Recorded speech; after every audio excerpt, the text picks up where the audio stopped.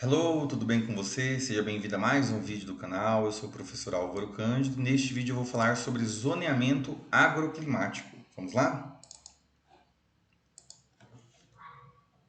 Então, quando se fala em zoneamento agroclimático, está relacionado a escolher culturas, né, definir culturas que vão se adaptar melhor às condições ecológicas do meio físico, né, para que ocorra um desenvolvimento adequado, racional, né, da agricultura como um todo.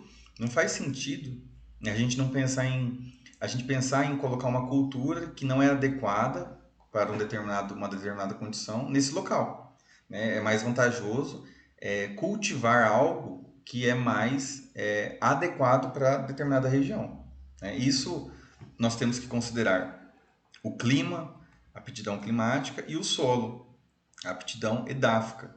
Então, considerar essas duas potencialidades para escolher as culturas que têm potencial.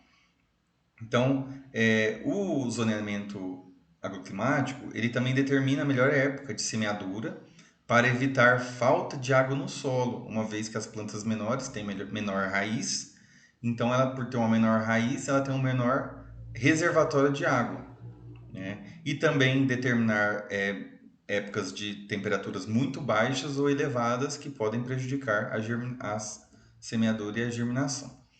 A partir do zoneamento agroclimático, é possível planejar não apenas uma fazenda, mas é, a agricultura para uma região, para um estado, e isso pode interferir até mesmo nas políticas, nos programas estaduais para ter maior eficiência, né, com a sua alocação de recursos e incentivos, fazendo com que o produtor ele tenha que seguir o zoneamento agroclimático para que ele tenha sucesso. Isso faz da política um sucesso. Então, o zoneamento agroclimático ele é muito importante até para as políticas, né, do governo.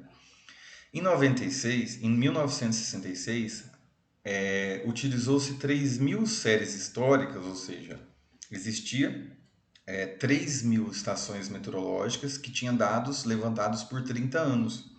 E esses dados foram utilizados para elaborar o zoneamento agrícola do Brasil. Então, nesse zoneamento agrícola foi considerado onde que chove mais, como que é a distribuição de chuva, qual que é a quantidade de chuva.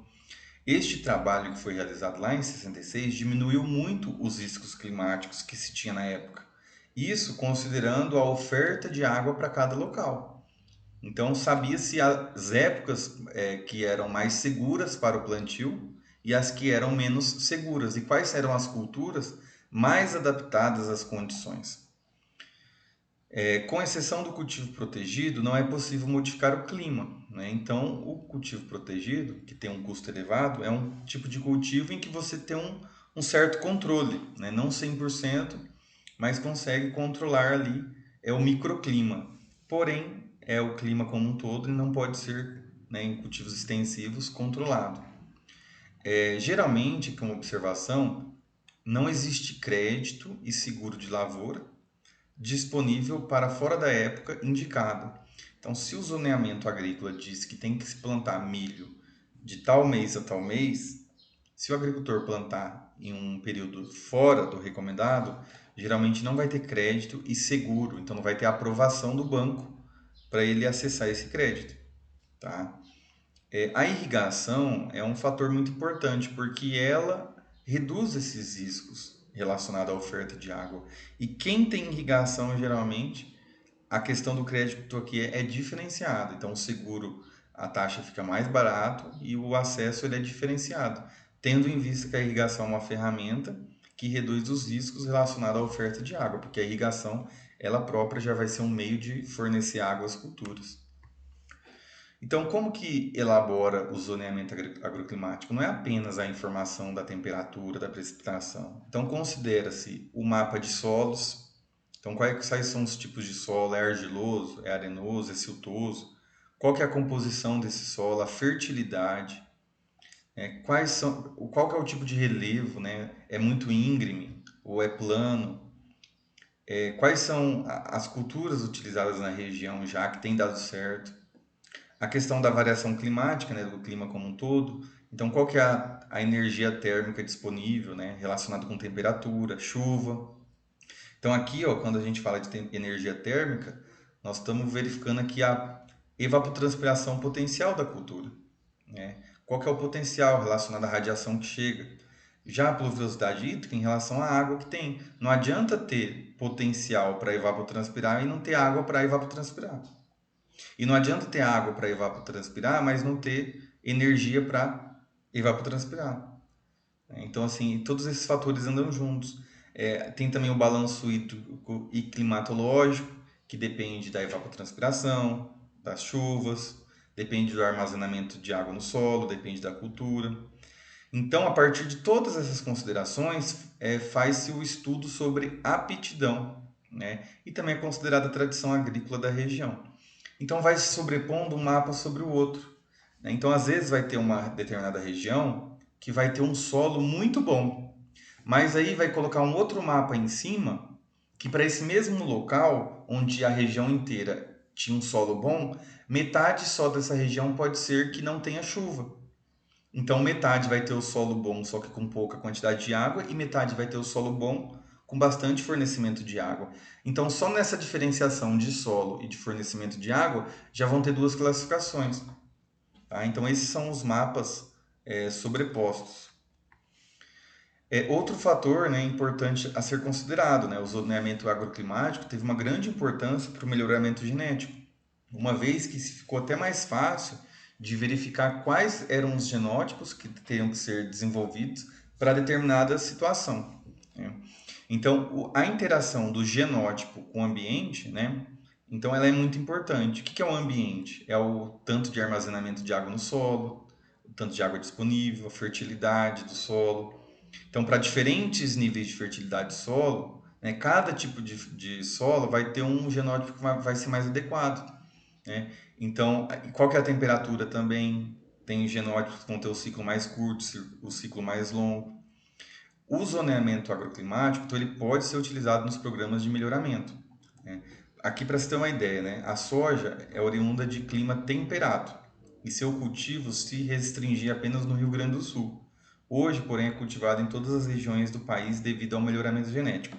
Não sei se você já parou para pensar, mas cada tipo de cultura surgiu em algum lugar, né? Então você imagina que essa cultura ela ficou milhares e milhares de anos se desenvolvendo, evoluindo a uma determinada situação. De repente você pega essa cultura e você começa a levar ela para outros locais, em que ela de repente ela viveu muitos anos em uma determinada condição de umidade, de temperatura, a um ecossistema e depois você leva para outro local, né?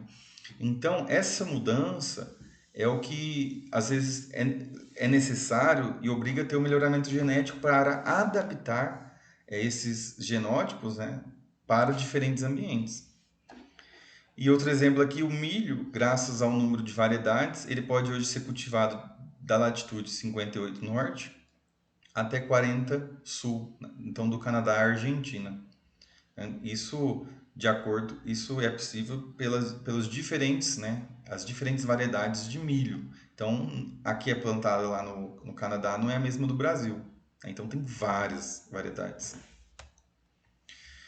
E aqui, uma tabelinha que resume bem as exigências térmicas e hídricas para algumas culturas agrícolas. Então, aqui só para pegar aqui dois mais extremos. A batata, então, ela tem a temperatura de 10 a 25 e a exigência hídrica de 500 a 700 milímetros. Se nós já pegarmos aqui a laranja, né, de 20 a 30, tá? Então, e a parte da exigência hídrica de 900 a 1200. Agora o milho e a soja. O milho de 15 a 35 de temperatura, a soja de 18 a 30. Já em relação à água, né, bem parecido, porém o milho um pouco mais exigente na parte de água em relação à soja.